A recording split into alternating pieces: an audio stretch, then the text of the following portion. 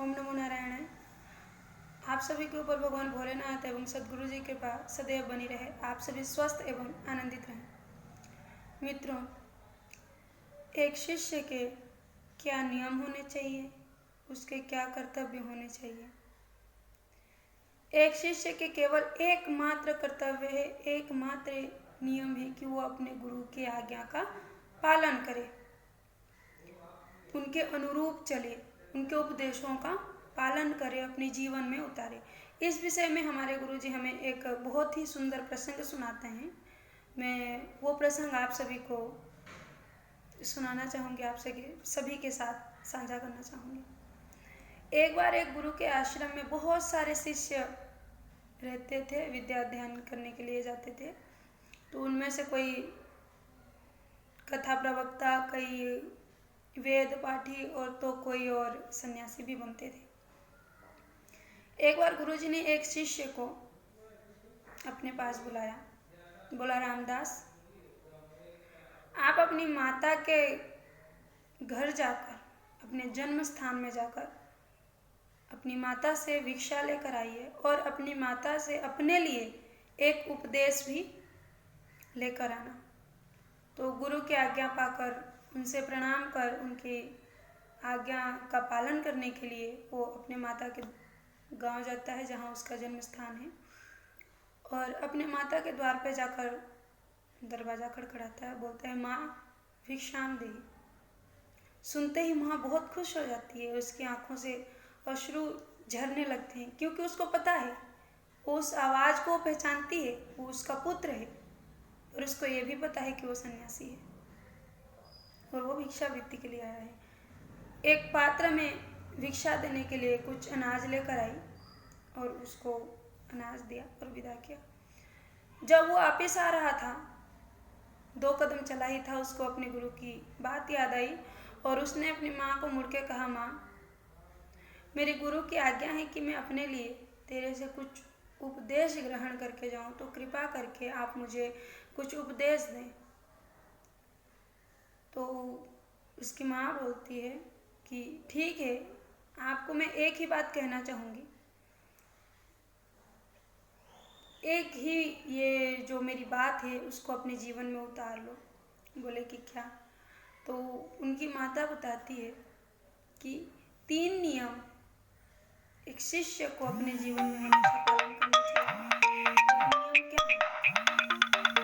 बोले कि गुरु के किले में रहना,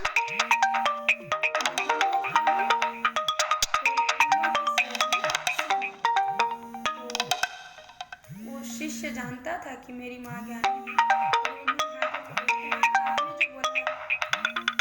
अवश्य ही उसमें गूढ़ रहस्य है, मेरी छोटी बुद्धि होने के कारण मैं समझ नहीं पा रहा हूँ, इसको प्रकट कीजिए, इसको सरल करके मुझे समझाइए कि इसका तात्पर्य क्या है। तो उसकी माँ ने कहा, गुरु के किले में रहने का अर्थ ये नहीं है कि केवल आश्रम परिसर में, उस आश्रम के किले के अंदर रहना। गुरु के किले में रहने का अर्थ यह है कि आप कहीं भी रहो, किस भी हाल में रहो, कैसे भी रहो, अपने गुरु की आज्ञा में रहो, उनकी आज्ञा का सदा ही पालन करो, उनकी आज्ञा का उल्लंघन न करो, उनके उपदेशों को अपने जीवन में ग्रहण करो। यह है गुरु के किले में रहना। दूसरी, मोहन भोग खाना। मोहन भोग खाने का अर्थ ये नहीं है कि मोहन भोग प्रसाद बनाया और खा गए स्वादिष्ट बना के, ये नहीं है। मोहन भोग, जब आपके गुरु जी प्रसाद ग्रहण करें, तत्पश्चात उस प्रसाद को आप ग्रहण करो, तो वो जो प्रसाद है, जो गुरु का प्रसाद है, वो मोहन भोग से भी बढ़कर है। वो एक शिष्य को मोहन भोग से भी बढ़कर लाभ देगा, उसकी आत्मा, उसका मन शुद्ध होगा। तीसरी चीज, फूलों की सेज में सोना। गुरुकुल में तो ये व्यवस्था होती नहीं। तो बोले कि जब तुम दिन भर अपने गुरु की सेवा में लगोगे, अपने शरीर तन मन से लगोगे, और जब तुम पूर्ण रूप में थक जाओगे और रात को अपने गुरु के सोने के बाद जब तुम सोने जाओगे, तब तुम साधना में बैठना,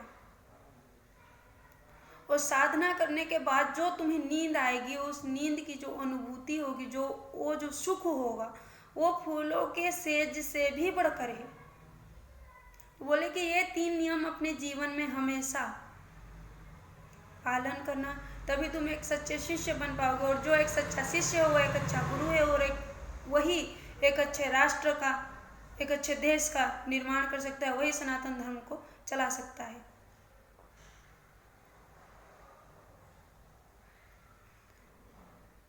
ये जो बात है, इस कहानी, ये जो कहानी है, इनसे हमें भी सीखना चाहिए और इसको अपने जीवन में उतारना चाहिए। ये तीनों जो नियम है ये हमें भी अपने जीवन में लागू करने चाहिए। और जब हम इन तीनों नियमों को अपने जीवन में लागू करते हैं तो हमारा कभी भी अहित नहीं होता, और हम उस परमात्मा की, उनकी कृपा की अनुभूति के पात्र बन सकते हैं, पात्र बन जाते हैं, और हमें वो अनुभूति होती है।